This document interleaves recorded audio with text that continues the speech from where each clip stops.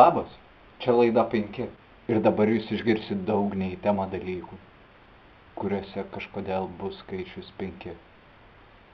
Kažkada Rūta Ste per miegus pasakė, jamam tuos 5. Tada įdomioji ir juokingoji dalis buvo tai, kad žmogus net per miegus sako jamam. Kas per miegus sako jamam? Bet dabar, praėjus tiek laiko, kiek nuo tada ir praėjo iki dabar.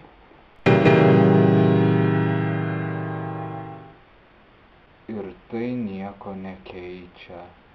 Nebent laidos pavadinimą.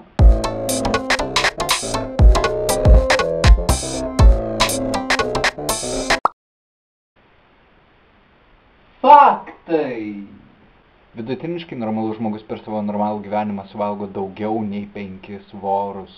5 mūsų eros metais Jėzui Kristui buvo 5 metai.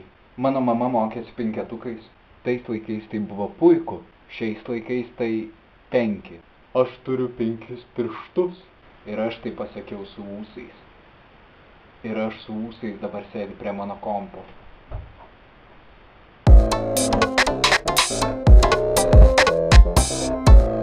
(2015) mes turime laiko mašiną.